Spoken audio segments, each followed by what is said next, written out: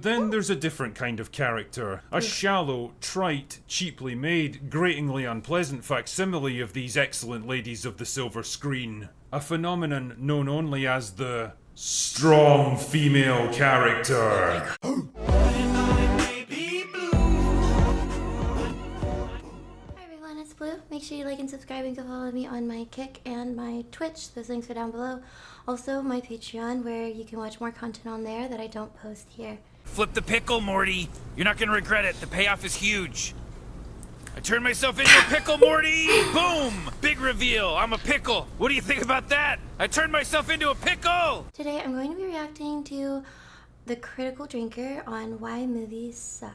Sarah Connor, Clarice Starling, Buffy Summers, Ellen Ripley, Marion Ravenwood, Princess Leia, Dana Scully, Samantha Carter, Eowyn, Vi, Aaron Sun, Nyota Uhura, Beth Harmon, Cara Thrace, and Rita Vrataski. These are just a few examples of the many intelligent, complex, compassionate, brave, compelling, and well-written female characters that have emerged in the past 50 years of film and TV. Characters that have left their mark on whole generations of audiences to the point where they still resonate with people years or even decades after their creation. But then there's a different kind of character. A shallow, trite, cheaply made, gratingly unpleasant facsimile of these excellent ladies of the silver screen. A phenomenon known only as the strong female character. Honestly, it seems like just about every character without a Y chromosome these days automatically has to be labelled as strong. It's one of the first words to come tumbling out of the mouths of the writers, actors, directors, and marketing departments whenever they're asked about it, and it's been overused to the point where it's become completely and totally meaningless. Just another expected buzzword in the endless corporate approved word salad that has to be sprinkled on every new project now.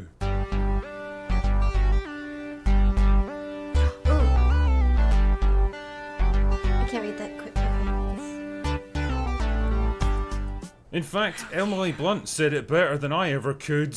It's the worst thing ever when you open a script and read the words strong female leads. That makes me roll my eyes. I'm already out. I'm bored. Those roles are written as incredibly stoic. You spend the whole time acting tough and saying tough things. Oh, stop it, Emily. I can only like you so much. The thing is, though, she's absolutely right on this one. The strong female character cliche is as hollow, simplistic, and meaningless as all those soulless corporations that'll happily use social movements as an excuse to sell you more useless tat that was probably made in an Indian sweatshop. But why is this happening? What is it that makes a good female character different from a strong female character? Well, let's explore this together, shall we? The first problem is one of competency. See, one of the core elements of any character arc is presenting them with a challenge or difficulty that they have to overcome, whether it's an opponent to be defeated, a goal to be reached, or even a personal failing or weakness that has to be tackled.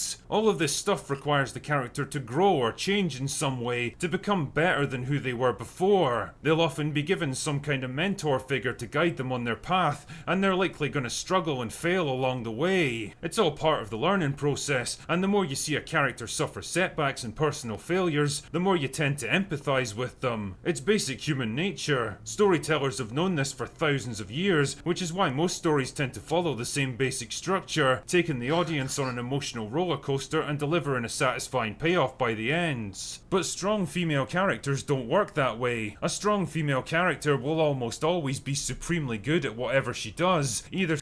I want to keep listening without interrupting, but I don't know how many times would be best for me to pause. So I'm actually just going to stop right here because I already have a few things to say, so I apologize if there wasn't a very good place to pause because he's talking. But I do want to comment on what he's said so far. I really wish that I knew more about movies because I could tell that he was naming so many examples of older movies that have been around for a while that maybe a lot of people, not a lot of generations, can say that they grew up to with strong, female, well-done characters.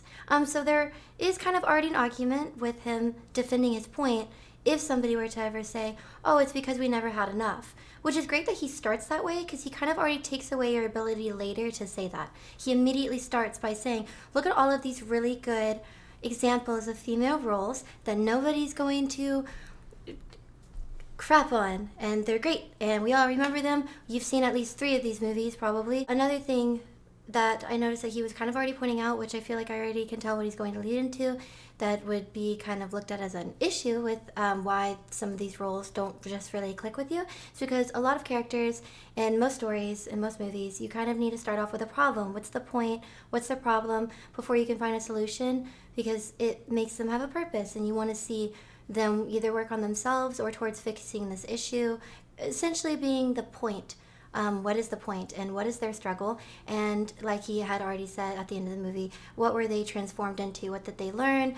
Who did they become? That kind of thing is typically apparent in most movies. It's basic human nature. Storytellers have known this for thousands of years, which is why most stories tend to follow the same basic structure, taking the audience on an emotional roller coaster and delivering a satisfying payoff by the end. But strong female characters don't work that way. A strong female character will almost always be supremely good at whatever she does, either succeeding right off the bat or teaching herself with minimal effort. They're generally not allowed to have older mentors to teach them things, especially not male ones, because that would send out the message that women need men to help them succeed.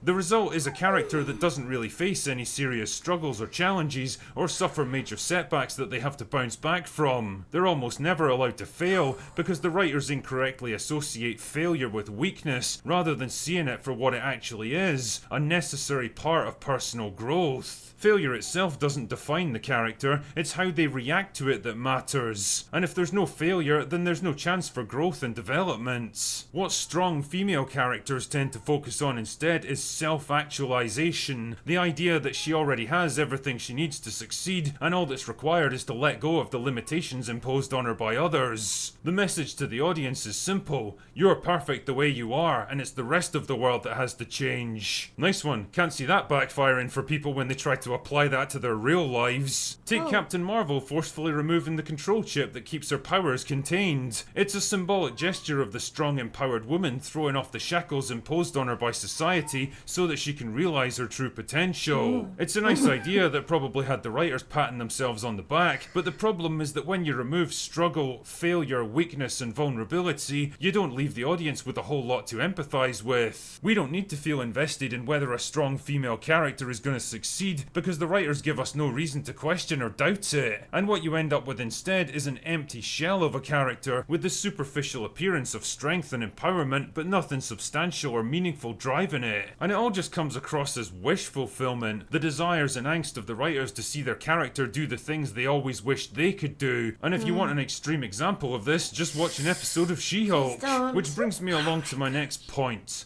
physical strength. One of the most tedious and embarrassing aspects of modern movies is watching a 100-pound actress ploughing through a series of extremely accommodating stuntmen twice her size, because the writers mistakenly believe that the only way for a character to be strong is through feats of actual physical strength. Because after all, how can a woman possibly be equal to a man if she's not as physically capable as him? The problem is, you're always going to have a tough time selling a fight between a man and a woman on screen, for obvious reasons. Men are generally bigger, stronger, and more robust, with denser and heavier bones, stronger muscles, broader shoulders, longer limbs, and superior upper body strength. Add all of that stuff together and you've got a huge advantage when it comes to the application of physical violence. The problem is that this reality doesn't gel too well with the modern Hollywood ideology that men and women are exactly the same at everything. So how do they get around it, you might ask? Do they carefully structure and choreograph male-female fight scenes to have the woman make clever use of her environment, the element of surprise, or improvised weapons to even the odds? Do they hire large, physically imposing actresses who actually look like they could take on a fully grown man? Or do they say, fuck it, we'll just pretend that size and strength doesn't matter anymore?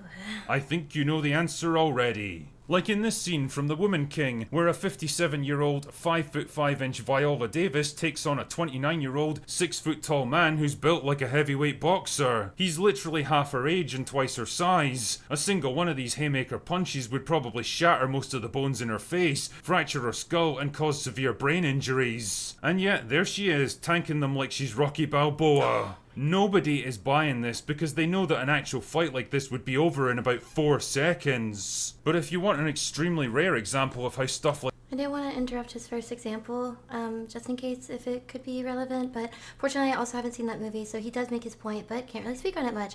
I do want to speak on all of the things that he pointed out, though, because it is a little bit easy for me to kind of rip into Captain Marvel, honestly. Before I even watched this video, strong opinions everywhere, and I don't usually have them, but this is one. It's extremely not relatable, unless if you just think that there's absolutely nothing wrong with you and you don't have to overcome anything. You've never really had to work for anything.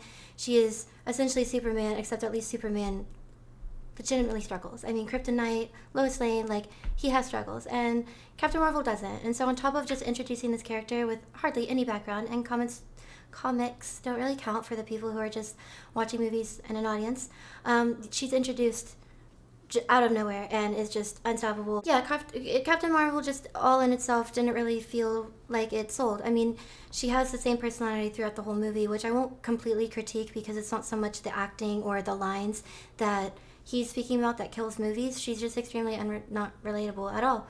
In Kill Bill, which would be my first reference, she very clearly starts off with a struggle. Spoiler alert. Basically the entire movie, I mean, the first scene is her going through the worst experience of her life. Again, spoiler alert, she has like a baby ripped out of her. She's in a coma forever. Things are happening to her while she's in a coma. Literally just struggle after struggle of terrible things that have happened to her. And she starts from the bottom. She can't even walk.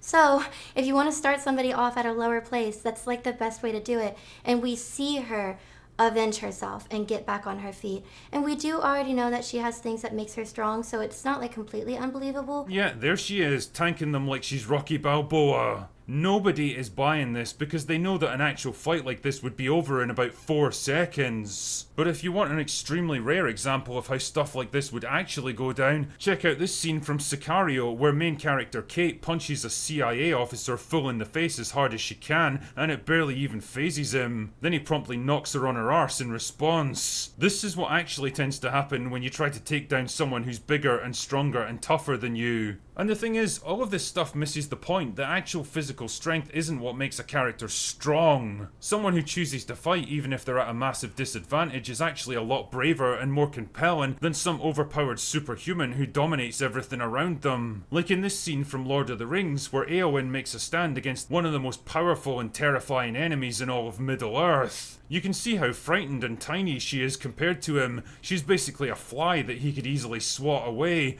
and the fact that she doesn't just break and run speaks volumes about her strength of character, which is a lot more important than the strength of her muscles. The point I'm making here is that all of these attempts to push female characters as the physical equals of men comes across more like envious wish fulfillment or spiteful revenge fantasies rather than believable character traits that fit naturally into a well-rounded story. More often than not, it's the writers pushing their own desires and personal ideology into the script rather than trying to tell a compelling story that resonates with audiences. Now, none of this is to say that it's impossible for a woman to beat a man in a fight. Of course it is. The differences between them aren't that huge, but it has to be carefully thought out and implemented to make it look believable on screen. Sarah Connor was an awesome kick-ass fighter in Terminator 2, but the film never tries to pretend that she's bigger or stronger than the men around her. Instead, she uses weapons, the environment, surprise ambushes, threats and hostage taking to even the odds. And it works. You believe that she could actually accomplish the things she does, and the natural result is that you buy into her character more. One other weird aspect of the strong female character is their general lack of human personality traits and redeeming qualities. Instead of being altruistic, or compassionate, or protective, or vulnerable, or quirky, they're almost always written as stoic, emotionally closed off, blunt, dismissive, prickly, domineering, or aggressive. The very same masculine traits that the writers see. Honestly, I wish that I said that part before you came up with it, because that was the last thing I was going to top off on Captain Marvel. I find the other thing very annoying about her character is that I kind of realized around the same time it does feel like a lot of the female characters as of late are written almost exactly the same way. It's like this one writer is just like, oh yeah, here, borrow my cliff notes for this one character that I wrote, because they're all the same. They're all closed off. They're all numb. They're all like reserving their feelings, and they all almost even make the same facial expressions. It's like they're all training in the same room and all went to the same acting class. I really liked that there was a lot of different emotions and varieties in the characters in some of the movies that have already been mentioned, like the vulnerability and being very compassionate with the little girl and trying to comfort her. Like there's just little details that's added in that make these characters unique and different. I love that scene with Sarah Connor. I haven't even seen those movies in such a long time, but seeing that scene reminded me that I liked it, because the second you worry in the anticipation of her getting caught is kind of what makes it exciting. Because I feel like you think, oh, as soon as a man grabs onto her, it's done. Like she can't overpower, but she's throwing the keys to get him to catch it so she can hit his stomach.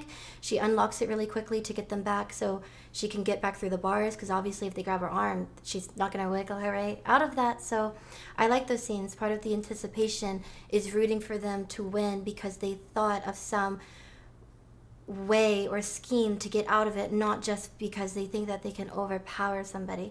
One, even if somebody argues it's not unrealistic, fine, but it gets old. It gets old. Every movie does that now, and even older movies didn't always have that way.